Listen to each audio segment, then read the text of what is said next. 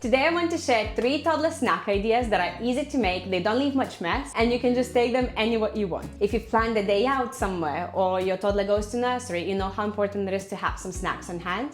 That's why I'm really excited to share these 3 recipes with you, and hopefully they will be a huge hit in your household as well. So the first recipe is oatcakes. I don't know why I've never thought about making oatcakes myself up until like 2 weeks ago. Since I've made them, because they're quite plain, you can actually do so many things with them. If you plan to add any toppings, you can literally make them sweet or savory, anything that your toddler enjoys. So let me quickly show you the ingredients. What we need is just a few of them, and then I'll show you how to make them. We need some rolled oats, then some oil. I use coconut oil because that's what I prefer, but you can use any oil that you want. A little bit of baking powder, some flour, and a splash of water. And that is it. So the first step is just to blend our oats into a coarse flour. I'm gonna use my 10-year-old food processor. It still works really well, so I'm not complaining.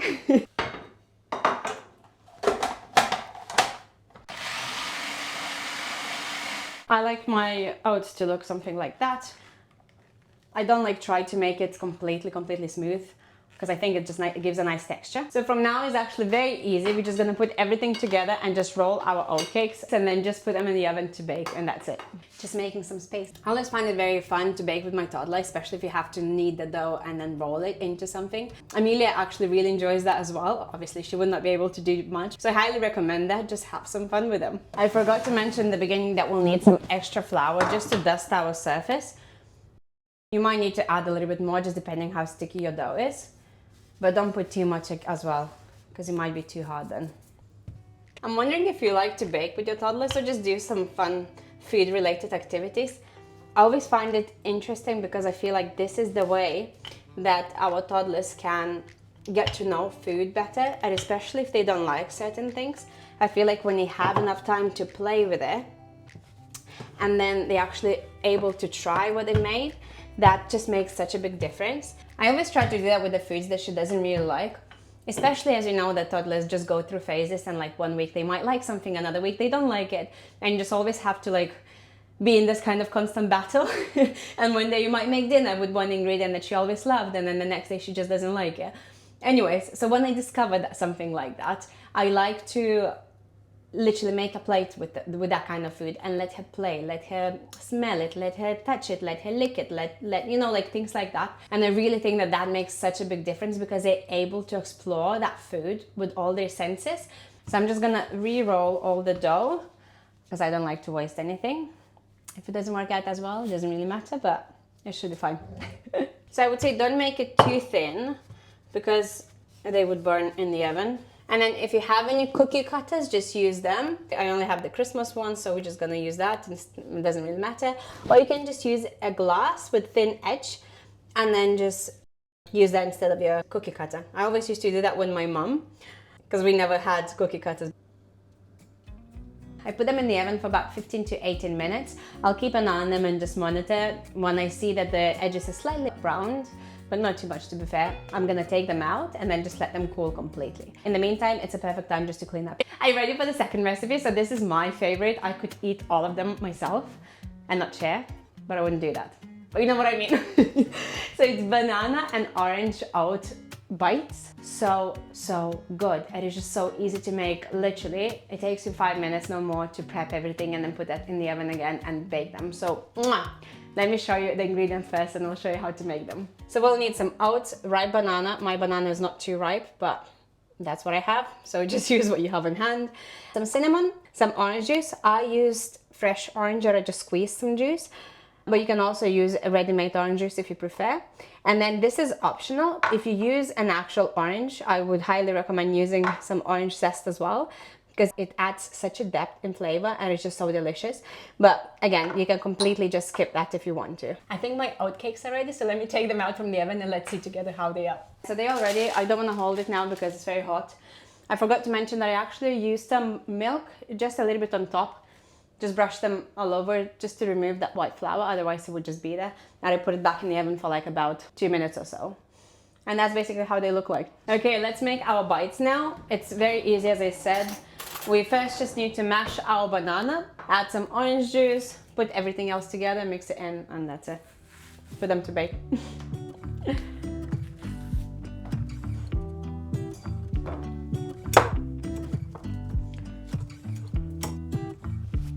Okay, now we add orange juice. Mix that together. And then you add orange zest, cinnamon. You can add a little bit of nutmeg if you want to.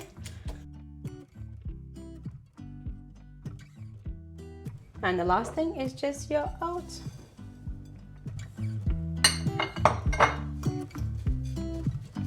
Like even this, I could just eat it. The oats are a little bit hard now, but if you let them sit, you can just eat it like that. They're so tasty. I love it.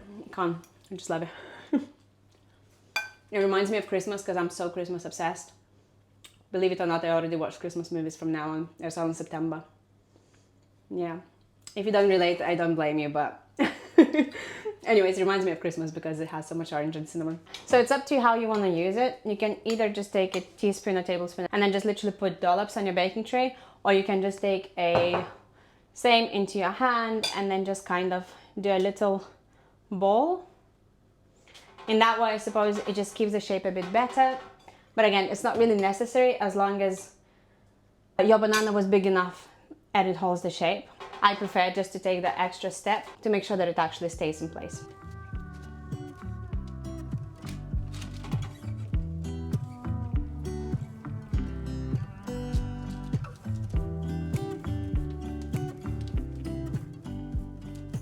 And we need to put them in the oven for about 10 minutes or so. Keep an eye on them, you'll see when they're ready. Basically what we're looking for is just to make sure that they stay in one place and they don't fall apart. That's it. So our orange and banana bites already cooked. They look delicious. The entire kitchen smells divine, especially because I love orange so much. It reminds me of Christmas, but anyways, they're very beautiful.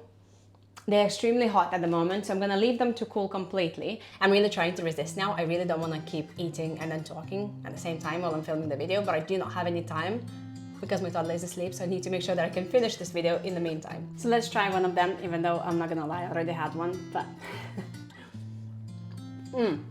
so good. It's very orangey. Just don't over bake them. If you keep them in the oven for too long, they're gonna be too hard. But just like that, it's just perfect. Love it. Okay, so the last recipe that I want to share with you today, it's peanut butter and apple pinwheels. Again, one of those delicious snacks that you can just make very quickly. You just buy the puff pastry and then just put the ingredients all together very quickly, and that is it. Let me show you the ingredients. So what we need for it is just some grated apple. I don't peel my apple because my girl just loves it as it is, so it just saves me time. I don't spend extra time for that, but obviously you can do that if you want to. Because it's grated, I don't find it hazardous at all because there's such a tiny pieces on there, so they will be fine. Then some peanut butter. I use crunchy, but you can use smooth. And then some cinnamon and puff pastry, and that is it. So Amelia has never been to the nursery yet. She's 17 months old at the moment, but I've always wanted to keep her at home as long as possible. I'm very fortunate that I can work from home, so I'm able to do that. But now I feel like she might be ready to go because it's just so much more interesting to actually engage with other kids and then just do activities every single day, something different, you know, and like when somebody actually spends all the time with you and you're just able to do loads of activities.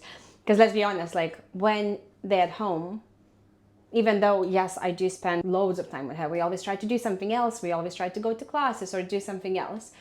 But I still feel like there is so much time during the day that I'm not able to spend time with her. Like I cook or things like that. I'm not saying that's a bad thing because obviously then she can watch it, she can help me and stuff like that. But I also feel like that socialization aspect is kind of missing at the moment. So I feel like she would really enjoy being with other kids a bit more often. So we actually decided that she's gonna go to the nursery from April. So it's still quite a bit of time, but I do feel terrified. And I just want to hear from any of you mums that you let your toddlers go to the nursery at the age 2 when they're actually quite aware of things and they're not that young babies that, you know, they don't understand that much yet, but at 2, you know, they're quite aware.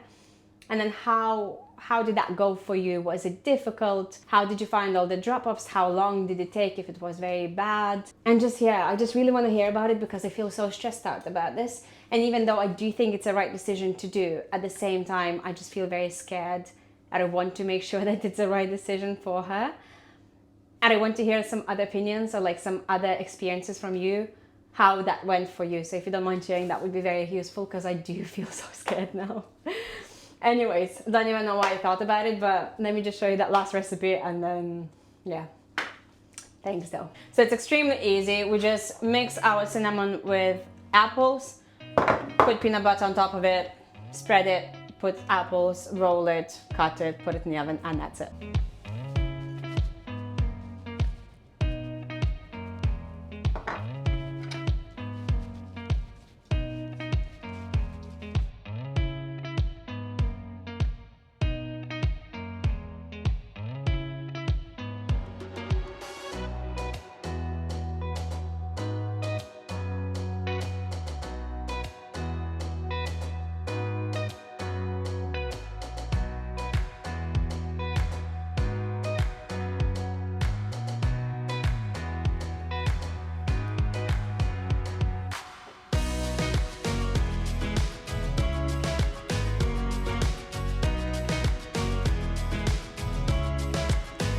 I personally like to cut in half first, and then another 2 halves,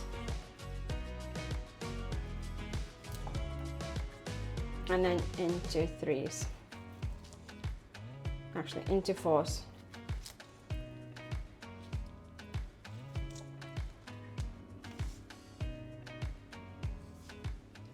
Amelia at the moment is going through some sort of savory snack neglect.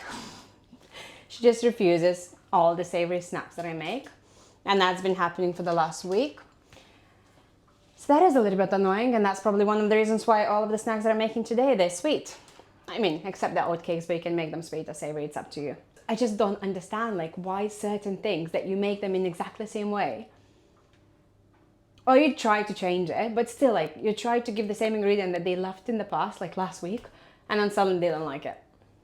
It is how it is, isn't it? I know I just need to survive this period, and then once that stage passes, something else is gonna come. But at least I know that then I have to wait for the next stage to pass, and that is it. Anyways, we put them all on the baking tray and then in the oven for about 15-20 minutes. Whenever your puff pastry is cooked, you take them out, leave them to cool, and you and your toddler can enjoy them. And now they're going straight into the oven at 200 degrees Celsius. As I said, for 15-20 minutes, but just keep an eye on them. I'm gonna try 15 minutes first and then see how it is. My apple and peanut butter pinwheels are ready, and they smell again so good. They're quite thick if you cut it in the same way as I did. Depending how your toddler likes to eat them, they might be a bit too thick, or they might not be. They're extremely hot, I can't really show you, but like that kind of thickness at the moment. So if you do prefer them thinner, you can obviously cut them in more pieces. But besides that, yeah, they're extremely good. They're very easy to eat as well, and they're very easy to make. So here are all the recipes that I wanted to share with you today. Thank you so much for those that come back to my YouTube channel. It's very new. I have changed how I want my channel to be, but I'm open to any suggestions if you have any. And if you want any other recipes, so if you have any ideas that you want me to try, just let me know, and I'm more than happy to do that. So thank you so much, and I'll see you in the next video. Bye!